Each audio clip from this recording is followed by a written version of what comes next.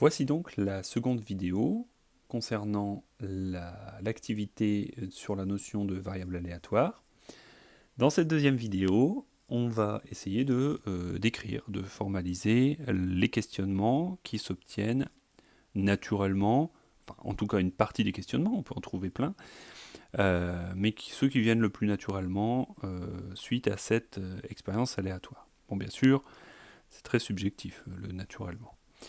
Alors je rappelle, l'expérience consiste à lancer 3 fois de suite une pièce de monnaie bien équilibrée et miser 5 euros et selon le nombre de piles obtenues, empocher une certaine somme d'argent.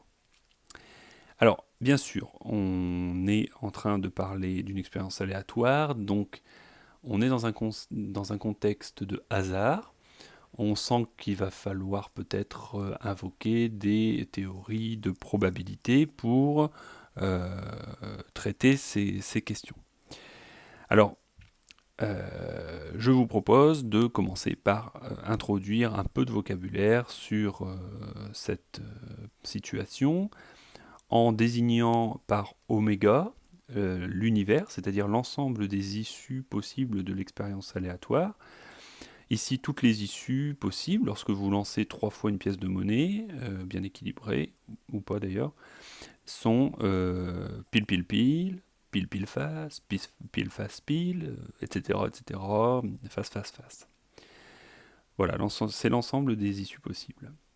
Et puis, ici, on va s'intéresser non pas aux chances d'obtenir pile face pile, qui nous apporterait un élément d'information, mais pas complet sur notre situation. Ce qui nous intéresse, c'est de savoir quelles sont les chances que va avoir le joueur de gagner 7 euros par exemple.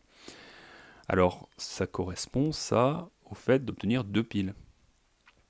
Certes, mais obtenir 2 piles, on peut l'obtenir de 2 façons différentes. Vous voyez dans la définition d'oméga que j'ai écrite juste au-dessus. Obtenir 2 piles, on peut l'obtenir avec pile pile face ou pile face pile, c'est-à-dire avec une collection de plusieurs issues. Donc un ensemble de plusieurs issues, c'est un événement. Et ici, ceux qui vont nous intéresser seront l'événement le joueur obtient 3 piles, qui ne contient que l'issue pile pile pile. Le joueur obtient exactement 2 piles, qui contient les 3 issues pile pile face pile et face pile pile, etc. 1 pile et 0 pile. Et puis un dernier élément de notation, puisque P pile sera désigné par la lettre P, il nous faut un autre symbole pour désigner une probabilité, pour éviter les confusions. Et donc je propose ce P doublé, majuscule, qui désignera donc une probabilité, et la notation ici, c'est la probabilité de l'événement pile pile face pile, face pile pile, c'est-à-dire de l'événement obtenir 2 piles. Bien. Quelles sont donc les questions qui peuvent nous venir suite à la définition de l'expérience aléatoire du jeu? J'en propose 3. La première question sera quelles sont ses chances au joueur de gagner 7 euros par exemple? C'est une question qui peut venir assez naturellement et qui n'est pas si simple, c'est-à-dire quelle est la probabilité de l'événement obtenir 2 piles? Ou bien encore obtenir un pile. Donc en fait, on peut se poser la question, quelle est la probabilité de chaque événement? C'est-à-dire quelles sont les chances d'obtenir chacun des gains proposés par le jeu.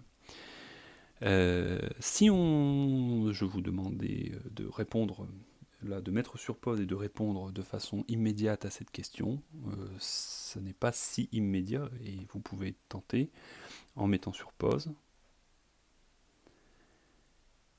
Et vous vous rendez compte, probablement, si vous avez mis sur pause, que le résultat n'est pas si simple. Donc il va falloir se poser cette question de façon un petit peu écrite. Le deuxième questionnement, lorsqu'on propose un jeu de cette façon, c'est quelles sont les chances d'être gagnant à ce jeu. C'est une question qu'on peut se poser de façon assez naturelle, je crois. Le joueur a-t-il plus de chances de gagner que de perdre? Et une troisième question qui me semble aussi importante et qui peut vous sembler de prime abord un peu redondante avec la question 2,